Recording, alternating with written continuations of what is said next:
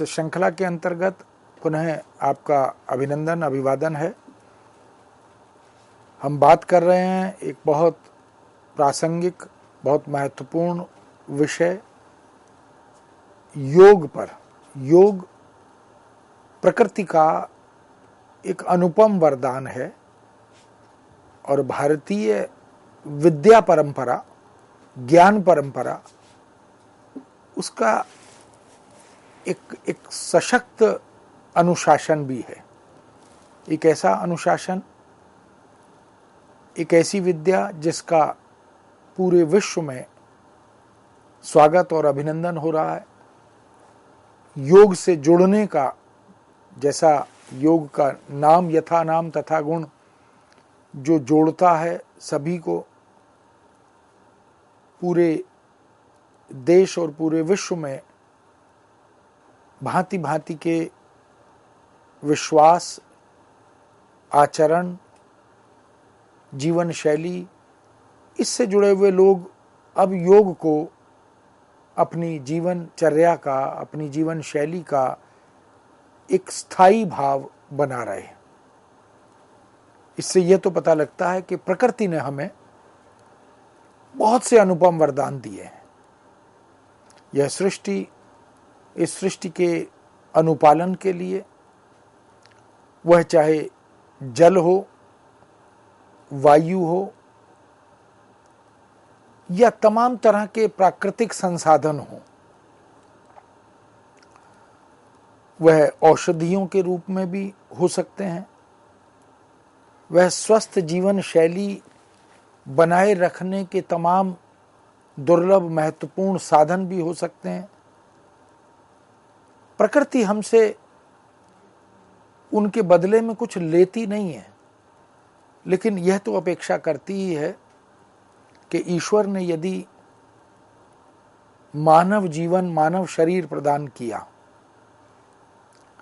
तो उस शरीर का, उस मानव जीवन का सम्मान करना, उसे पूर्णतः स्वस्थ रखना, एक स्वस्थ जीवनचर्या से उसे जीवंत और सुचारू बनाए रखना, यह हमारी जिम्मेदारी, हमारा दायित्व है। यह बड़ा विलक्षण जीवन है जो मानव जीवन है। ऐसा कहा ही जाता है कि 84 लाख योनियों के बाद यह जीवन मनुष्य को प्राप्त होता है। तो इसका अनादर करने का, इसकी उपेक्षा करने का अधिकार हमारा नहीं है। हमें यथासंभव इस जीवन का, इस शरीर का ईमानदारी से, निष्ठा से, समर्पण से ध्यान रखना चाहिए। इसकी शिक्षा योग से हमें प्राप्त होती है। इतिहास साक्षी है कि पूरा संत समाज अखिल भारतीय स्तर पर जिन्होंने साधना, तप, ध्यान या योग क्रिया आदि के माध्यम से जो उदाहरण समाज के सामने, देश के नागरिकों के सामने प्रस्तुत किए, ये एक सुदीर्घ जीवन अनुभव आधारित निष्कर्ष हैं। इसलिए योग का जो भारतीय तत्व है और जो भारतीय तत्व चिंतन है, जिसका अटूट संबंध आध्यात्मिक साधना से भी है, यह तत्व चिंतन और आध्यात्मिक साधना का सिलसिला यह अनादिकाल से विद्यमान रहा है। हमारे तो आदि योगाचार्य देवादिदेव महादेव भगवान शिव को माना ही जाता है। तो इस योग साधना का, अध्यात्म साधना का, ध्यान साधना का एक गौरवशाली इतिहास भारतीय परंपराओं में, साहित्य में, जीवन शैली और दर्शन में उपलब्ध रहता है। एक से एक विराट व्यक्तित्व वाले, महान व्यक्तित्व वाले ऋषि, मुनि, संत, साधु, योग शैली पर जीवन यापन करने वाले न जाने कितने तपस्वी उन्होंने अपने जीवन अनुभवों और प्रयासों से, जो उन्होंने अपनी जीवन शैली के माध्यम से समाज को, सभ्यता और संस्कृति को देखते हुए युगों से जो अनुभव अर्जित किए, उन अनुभवों से जो निष्कर्ष निकाले, वो सब उन्होंने भारत और विश्व के समक्ष प्रस्तुत किए। इसलिए इस योग साधना का जो वस्तुतः वरदान है, जो श्रेय है इस वरदान का, वो हम उन ऋषि मुनियों को देते हैं। महर्षि वशिष्ठ एक बड़ा नाम है भारतीय संस्कृति में, भारतीय अध्यात्म और दर्शन में। उन्होंने योग वशिष्ठ नाम की रचना के माध्यम से चित्त वृत्ति निरोध, ये चित्त बड़ा चंचल माना जाता है, तो चित्त की अनेक वृत्तियां हैं जिनको अनुशासन में रखना अत्यंत आवश्यक होता है। समय, स्थिति, परिवेश, मानसिकता, इनके अनुकूल चित्त को अनुशासित करना, वृत्तियों को नियंत्रित करना। इसलिए चित्त वृत्ति निरोध को योग का पर्याय या योग का स्वरूप यह महर्षि वशिष्ठ ने बताया भी है। द्वै क्रमो चित्तनाशस्य योगो ज्ञानः च राघवम, योगो वृत्ति निरोधो कि ज्ञानम सभ्य गवेक्षणम। इससे अभिप्राय महर्षि वशिष्ठ कहा कि हे राघव, चित्त नाश के केवल दो ही मार्ग हैं, योग और ज्ञान। इसलिए भारतीय संत काव्य परंपरा से जुड़े हुए जितने भी संत हैं, वो चाहे हिंदी के संत हों, कबीर, नानक, दादू, सुंदर, सहजोबाई, रज्जब अली, नामदेव, या महर्षि प्राणनाथ, या हरियाणा राज्य के, गुजरात राज्य के, पंजाब राज्य के तमाम, हम भारत की यह जो भूमि है, भारत भूमि, यह योग भूमि ही है। इसलिए महर्षि वशिष्ठ ने भगवान राम से भी यह कहा कि योग शैली, योग आधृत जीवन शैली यह महत्वपूर्ण है। इसलिए संतों ने योग और ज्ञान दोनों को, क्योंकि प्रेम मार्गी काव्य धारा और ज्ञान मार्गी काव्य धारा, इस ज्ञान मार्गी काव्य धारा ने योग को सर्वोपरि रखा, अत्यंत महत्वपूर्ण माना, और योग क्रिया के माध्यम से ज्ञानार्जित करते हुए आराध्य तक पहुंचने का मार्ग प्रशस्त किया। इसलिए योग का और ज्ञान का महत्व इस मानव जीवन में अत्यंत महत्व माना गया। महर्षि पतंजलि ने योग का लक्षण स्पष्ट करते हुए कहा ही कि योगश्चित्त वृत्ति निरोधः, वही चित्त वृत्तियों का निरोध योग ही है। चित्त की क्षिप्त, मूढ़, विक्षिप्त, एकाग्र और निरुद्ध नामक ये 5 अवस्थाएं मानी गई हैं। हमारे यहाँ दर्शन में, शास्त्र चिंतन में चित्त की 5 वृत्तियों का उल्लेख करते हुए इन 5 वृत्तियों की चर्चा की गई है। इनमें जो अंतिम 2 वृत्तियां हैं, एकाग्र और निरुद्ध, यह योग की अवस्थाएं हैं। इसलिए योग, जिसको हम कंसंट्रेशन कहते हैं, जिसको हम एकाग्र चित्त होना कहते हैं, जिसकी चर्चा साहित्य में भी अनेक बार अनेक स्थलों पर की गई है। या अनुरागी चित्त की गति समझे नहीं कोई, ज्यों ज्यों बूढ़े श्याम रंग त्यों त्यों उज्जवल होए। तो जैसे जैसे निमग्न होते जाते हैं, आत्मविलय करते जाते हैं, हम एकाग्रचित्त होते जाते हैं। हमारा ध्यान यत्र तत्र सर्वत्र से हटकर उस केंद्रीय बिंदु पर अवस्थित होने लगता है।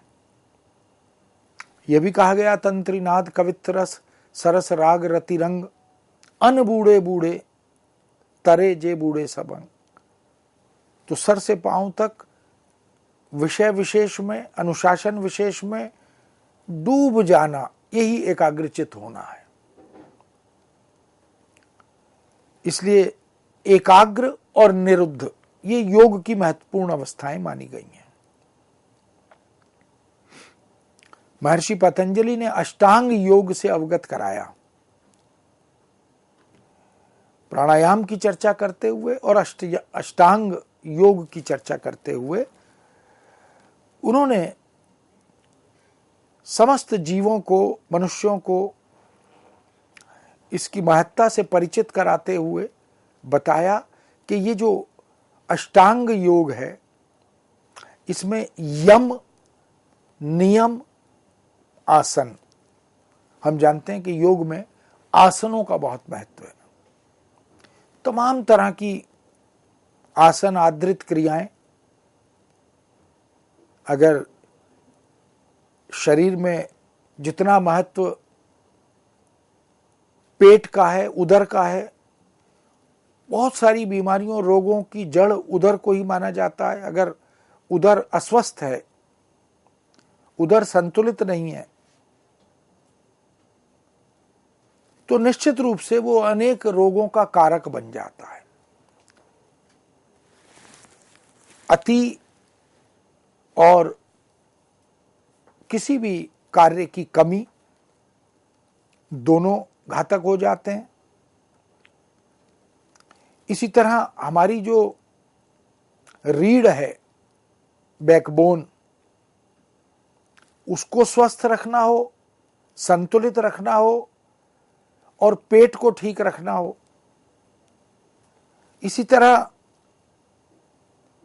अनेक प्रकार के आसन जो हमारी रीढ़ की हड्डी को, हमारी मांसपेशियों को, हमारी पसलियों को, हमारे हाथ पैर, हमारी आंखें, नाक, गला आदि, इन सब के लिए बहुत सी क्रियाएं, बहुत से आसन ये महत्वपूर्ण बताए गए हैं।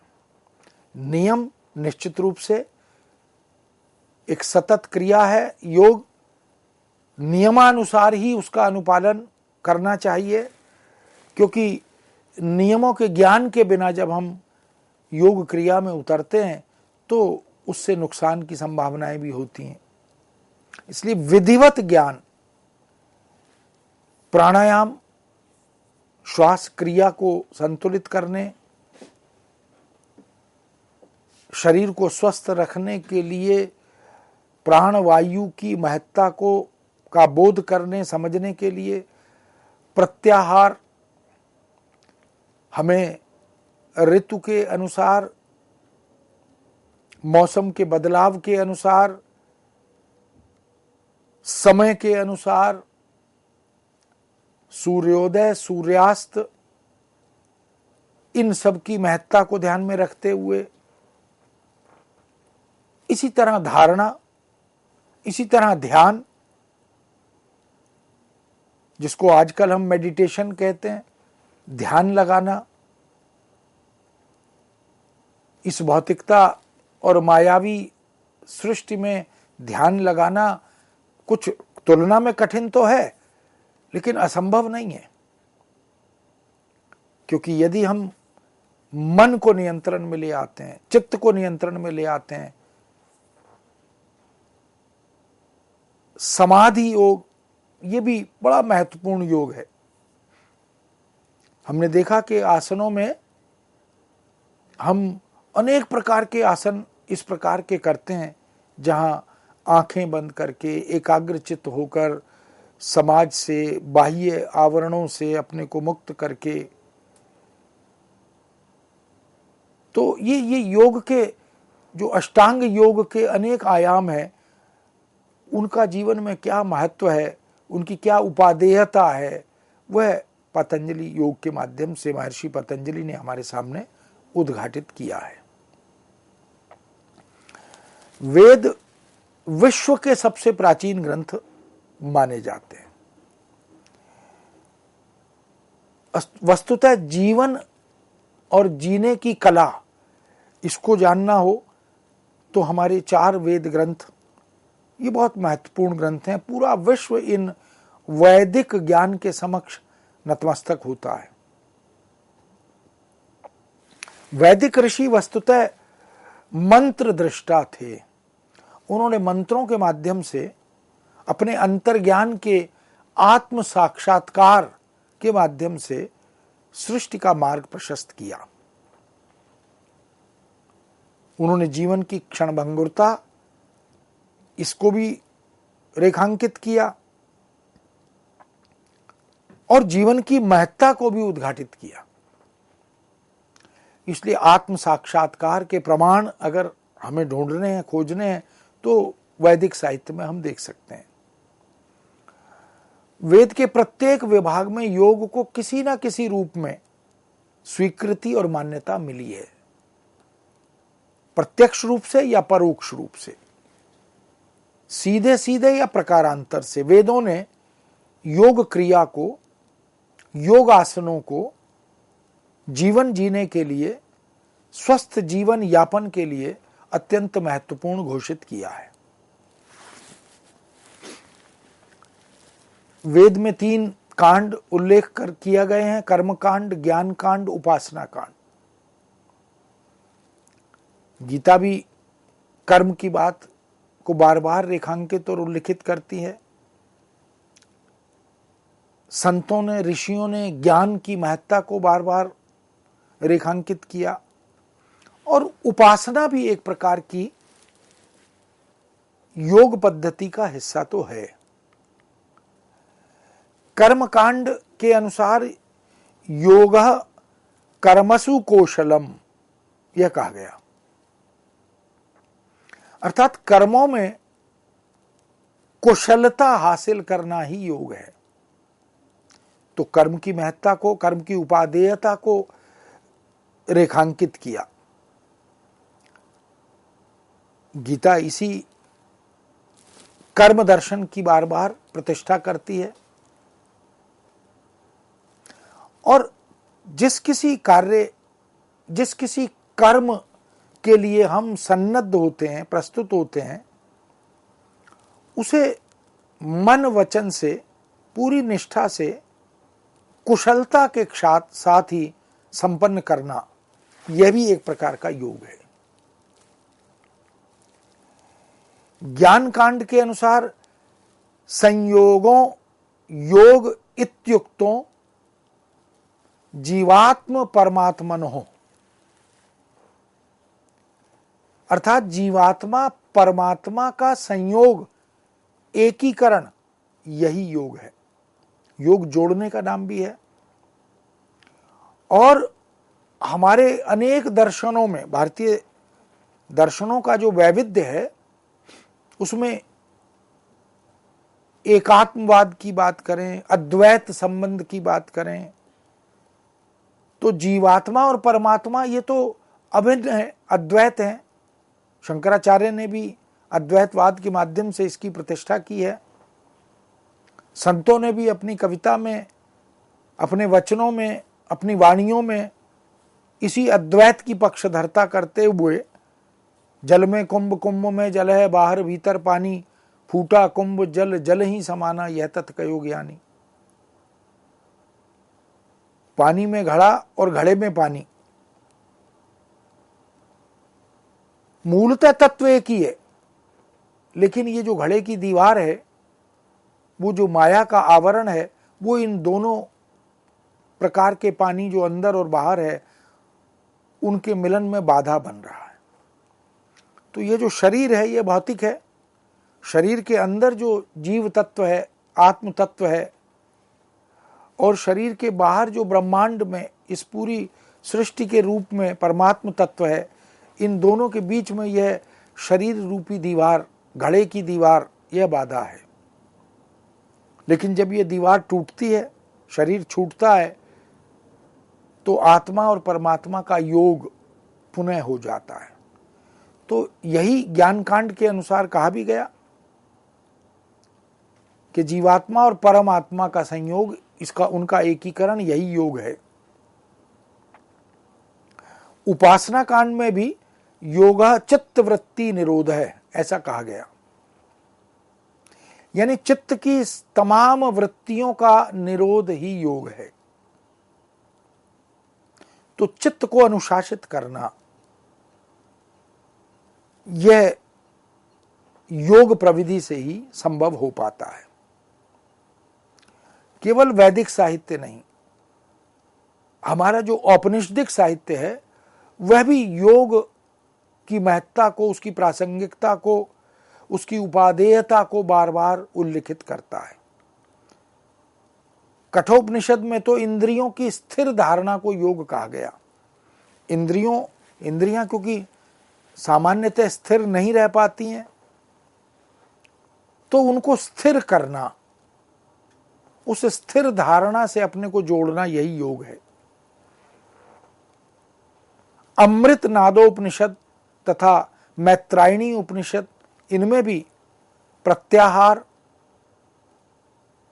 सात्विक भोजन, समयानुसार, स्थिति अनुसार, अवस्था अनुसार ध्यान लगाना, प्राणायाम करना, तर्क और समाधि के रूप में षडयोग आदि की महत्ता को समझना, इसका उल्लेख भी औपनिषदिक साहित्य में किया गया है।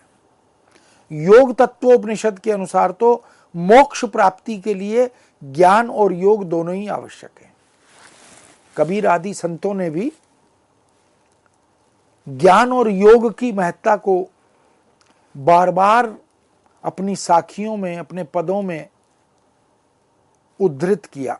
इंगला पिंगला नाड़ियों को अनुशासित करना, नियंत्रित करना, इन सब का भी उल्लेख किया। योग विहीनम कथम ज्ञानम मोक्षो वा भवति ध्रुवम योगोपि ज्ञानहीनस्तु न क्षमो मोक्ष कर्मणि। यानी योग के बिना ज्ञान या ध्रुव मोक्ष, भला ये कैसे संभव हो सकता है? इसका मतलब कि योग से होकर ही ज्ञान और मोक्ष का मार्ग निकलता है। इसलिए यदि ज्ञानार्जन करना है, ज्ञान की प्राप्ति करनी है और मोक्ष की परिकल्पना अगर हमें करनी है, तो हमें योग से चित्त की वृत्तियों का निरोध करना अत्यंत आवश्यक हो जाता है। इसी प्रकार ज्ञानहीन योग भी मोक्ष कर्म में असमर्थ होता है। इसका मतलब बिना ज्ञान के यदि योग करें, अगर हमें प्रविधि का बोध नहीं है, यदि हमें योग करने की क्रिया प्रक्रिया, उसके नियम आदि की जानकारी नहीं है,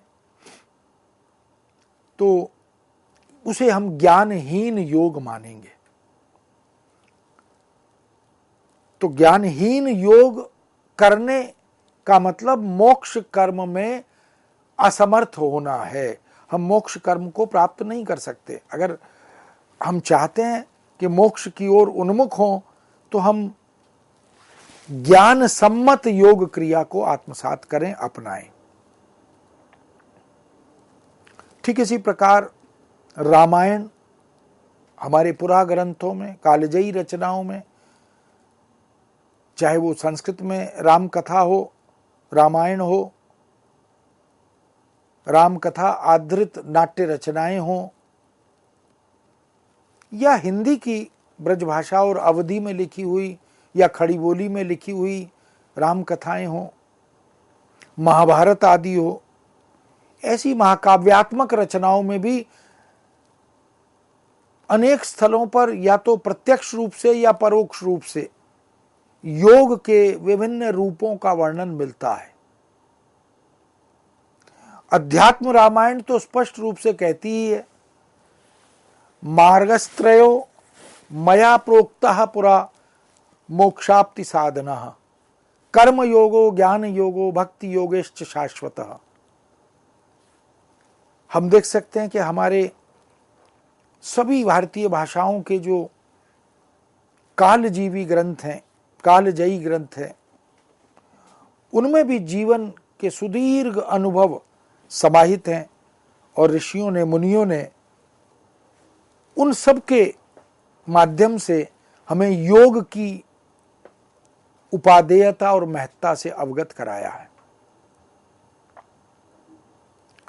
कह सकते हैं कि बात चाहे राम कथा की हो, चाहे महाभारत की हो, चाहे गीता आदि ग्रंथों की हो, गीता में तो योग के 3 मुख्य विभाग बताए ही गए हैं। समत्वमं योग उच्यते, अर्थात सुख दुख आदि द्वंद्वों के बीच चित्त या मन का समान रूप से बने रहना, यह भी बड़ा विलक्षण गुण है कि सुख और दुख में समरस रहना, समभाव रहना, द्वंद्व मुक्त रहना, चित्त या मन को समान रूप से बनाए रखना, यह भी एक तरह का योग है। यानी बाह्य परिस्थितियां योगी को, साधक को विचलित ना कर सकें। ऐसे ही चित्त की स्थिरता, इसको भी महत्वपूर्ण बताया गीता में। तत्रो परमते चित्तम निरुद्धम योग सेवया, और पश्च में योगमैश्वर्यम कहकर संयमन सामर्थ्य प्रभाव, इसकी तरफ भी संकेत किया। तो हम कह सकते हैं कि हमारी समस्त कालजयी रचनाएं भी योग की महत्ता को प्रतिपादित और प्रतिष्ठित करती हैं। और ये रचनाएं संतों, साधुओं, ऋषियों, मुनियों के जीवन के सुदीर्घ अनुभवों से निकले हुए वो निष्कर्ष हैं जिसका अनुसरण, अनुकरण आज विश्व कर रहा है। मित्रों, इस विषय को यहीं विराम देते हुए पुनः आपके समक्ष उपस्थित होंगे। आज्ञा दीजिए। नमस्कार।